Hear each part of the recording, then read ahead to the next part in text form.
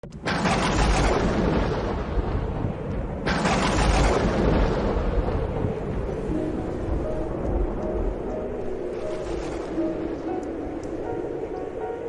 ce temps-là, Jésus proposa cette parabole à la foule.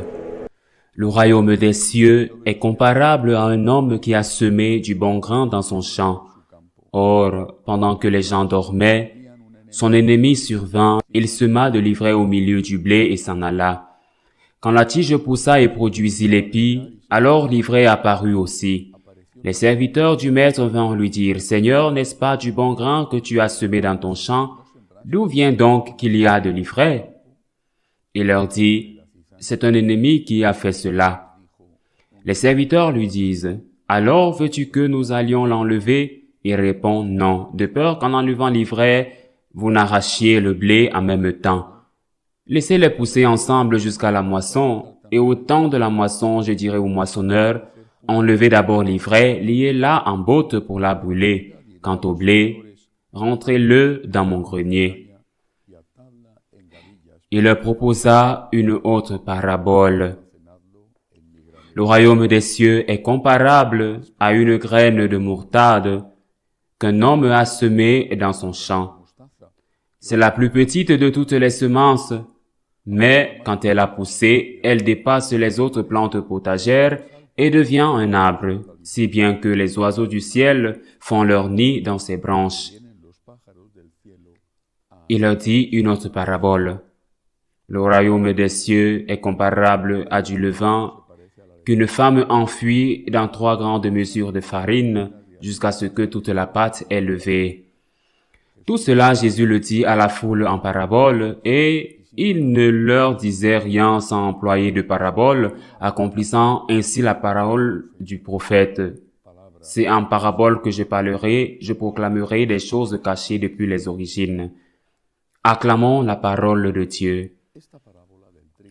Cette parabole du blé et de l'ivraie, comme l'explique Jésus lui-même, se réfère à l'humanité dans son ensemble, à l'Église, mais elle peut aussi se référer à chacun d'entre nous. En chacun de nous, il y a le blé et l'ivraie. En chacun de nous, il y a de bonnes choses. Même dans l'être humain le plus mauvais, dans le plus cruel des tyrans et des assassins, il y a toujours quelque chose de bon. Mais aussi en chacun de nous, il y a le péché. Non seulement la tentation, mais le péché.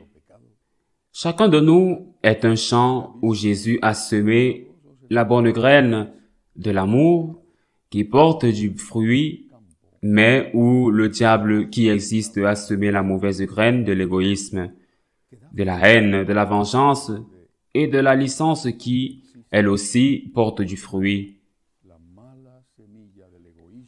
Que devons-nous faire? Tout d'abord, comme le dit le Seigneur, nous devons attendre, nous devons vivre avec cette mauvaise graine. Tout en luttant, sans nous arrêter, sans céder, nous luttons pour que la bonne graine porte plus de fruits que la mauvaise graine. En d'autres termes, Saint Augustin enseignait que si vous ne pouvez pas éviter le péché, détestez au moins le péché que vous commettez.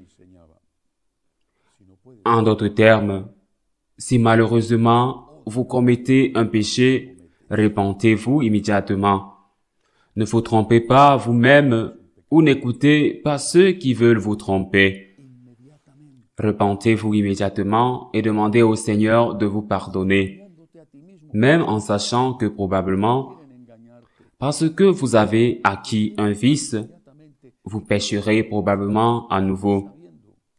Même ainsi que chaque jour et chaque nuit, le Seigneur vous trouve dans la grâce par le repentir sincère et le but de l'amendement en allant à la confession dès que vous pouvez aller à la confession.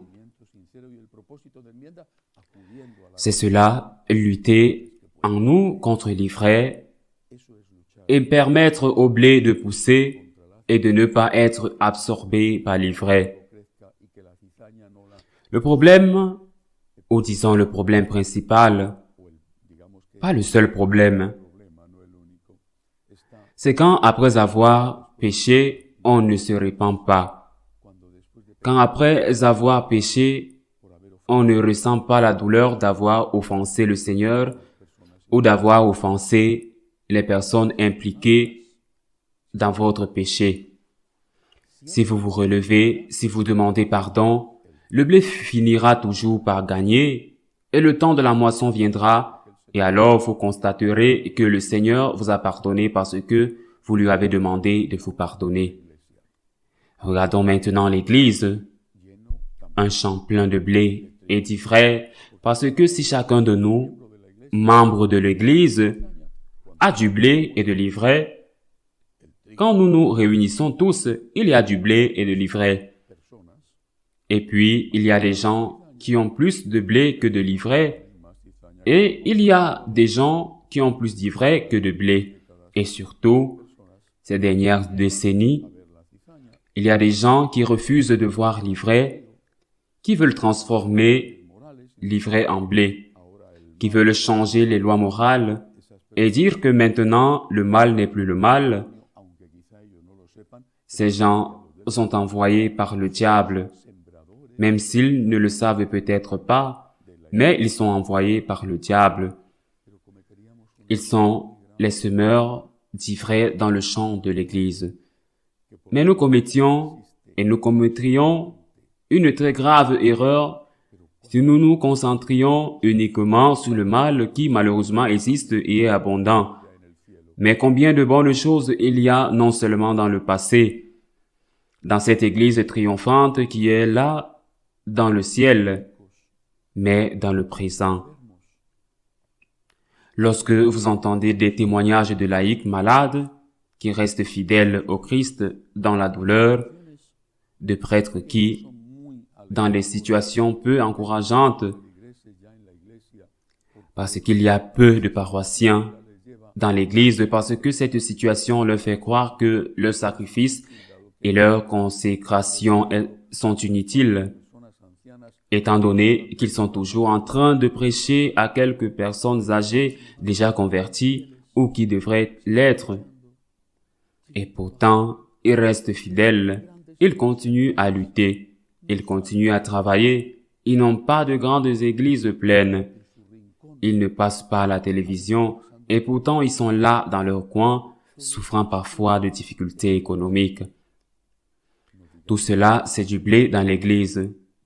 Sans parler des missionnaires qui continuent à faire un travail spectaculaire et extraordinaire. Nous nous plaignons cet été dans l'hémisphère nord de la chaleur et des missionnaires qui traversent toutes sortes d'épreuves pour le Christ et pour leur prochain. Mais pour leur prochain, pour l'amour du Christ. Et les moniales cloîtrées, autant de religieux qui se consacrent fidèlement à l'enseignement, aux soins des malades, aux soins des personnes âgées. Il y a tant de blé dans l'Église. Tant. C'est pourquoi nous devons faire attention parce que le diable nous tentera de nous faire voir que tout est mauvais. Et il le fera par le biais des médias, par exemple, qui se concentreront sur ce qui va mal. Ils le magnifieront pour discréditer l'Église.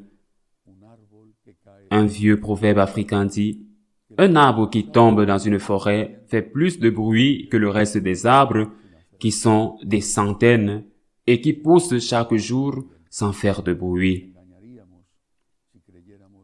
Le mal fait plus de bruit que le bien. Mais nous nous tromperions si nous croyons que le mal est plus fort que le bien.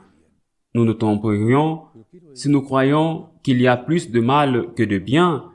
Mais je voudrais dire un mot sur l'autre parabole que j'ai lue. Enfin, j'en ai lu deux autres. celle du grain de moutarde et celle du levain dans la pâte. Les deux exemples se réfèrent à la petite chose, le grain de moutarde, une pincée de levain, qui pourtant est capable de transformer la pâte. Cette semaine, ce n'est pas le seul cas. Mais cette semaine, des faits ont été révélés concernant l'Église catholique en Italie. Un pays catholique, un pays plein de saints et plein d'églises dont la plupart sont une beauté spectaculaire. La situation religieuse de ce pays est au plus bas. Seuls 13,8% des Italiens vont à la messe une fois par mois. C'est-à-dire que ceux qui vont à la messe tous les dimanches sont encore moins nombreux. Un chiffre historiquement très bas pour l'Italie. La plupart de ceux qui vont à la messe sont des personnes âgées.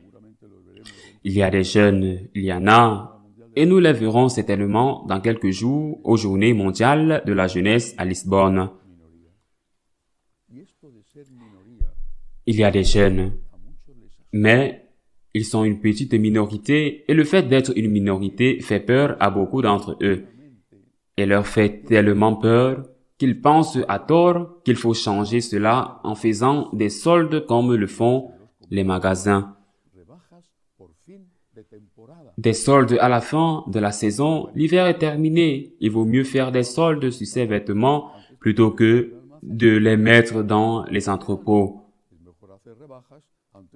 Il semble que l'Église soit en fin de saison, que notre cycle se termine, que dans 50 ans, nous serons réduits à une relique et que la plupart de nos églises auront été vendues ou expropriées. Devons-nous nous en inquiéter? Je constate que la fréquence religieuse est très faible en Italie et que, comme en Italie, dans de nombreux autres pays, encore moins de personnes vont à la messe le dimanche. Mais nous nous tromperions si nous pensions que la voie est de céder au monde. Parce que ceux qui l'ont déjà fait, en général, tous les protestants, ou presque, sont encore plus mal lotis. Ce dont nous devons nous soucier, c'est d'être fidèles au Christ. Le Seigneur ne s'est pas soucié de savoir si nous étions une graine de moutarde ou une pincée de levure. Mais si nous étions une levure morte, nous ne ferions pas lever la pâte. Si nous étions une graine de moutarde morte, nous ne pourrions pas grandir.